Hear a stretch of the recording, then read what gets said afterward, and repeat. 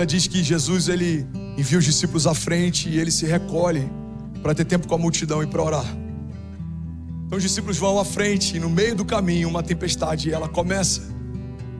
Então os ventos são fortes, as ondas são altas. E a Bíblia diz que Jesus então vem andando sobre as águas. Os discípulos olham para ele, ficam desesperados, eles acham que é um fantasma. E aí Pedro tem uma ideia: irmão, tem muitos milagres que você vai viver, que eles vão começar a partir de uma provocação que você vai fazer. A Bíblia não diz que Jesus se apresentou para eles e disse: Pedro, vem para cá andar sobre as águas comigo. Não, a Bíblia diz que quando Pedro viu Jesus, Pedro propôs isso. Irmão, pega isso aqui em nome de Jesus. Tem milagres que Jesus vai até você para fazer. Tem milagres que você vai até Jesus para clamar. Tem momentos que Jesus vai até você, mas tem momentos que você vai ter que ir até Jesus. A Bíblia diz que aquela mulher do fluxo de sangue, ela soube que Jesus estava perto e ela foi caminhando em direção a ele. Ele dizia: se eu apenas tocar na orla das vestes dele, eu serei sarada. Se eu apenas tocar na orla das vestes de Jesus, eu serei sarada. Aquela mulher não estava no schedule de Jesus, aquela mulher não estava na tour de Jesus, aquela mulher não fazia parte do cronograma do dia de Jesus. Tem milagres que a gente vai viver porque Deus quer fazer e pronto, mas tem milagres que a gente só vai viver se a gente se posicionar para viver. Alguém está comigo? Diga amém.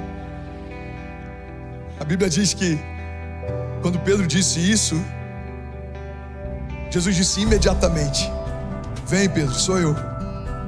Então Pedro coloca o pé para fora do barco e Pedro começa a andar sobre as águas. Você pode declarar isso comigo? Diga: Pedro andou sobre as águas. Sabe, eu acredito que é possível que naquele dia a sola do pé de Pedro nem tenha se molhado. Porque antes de tocar a água, Pedro tocou uma palavra. Irmão, guarda isso em nome de Jesus. A palavra que sai da boca de Deus na sua direção constrói um caminho de milagres mesmo que ele não exista. O problema é que muitas vezes a gente está chamando o Deus do impossível de Deus das coisas difíceis. Deus não é o Deus das coisas difíceis, Deus é o Deus do impossível. Quando não há caminho, Ele cria. Quando não há porta, Ele gera. Quando não há jeito, Ele dá jeito. Quando as palavras são contrárias, a última palavra é dele. Irmão, Deus não é como o homem é. Ele não precisa que o tempo seja favorável para ser Deus. Ele não precisa que os seus inimigos saiam para que Ele faça. O salmista diz: o Senhor prepara uma mesa para mim na presença dos meus inimigos.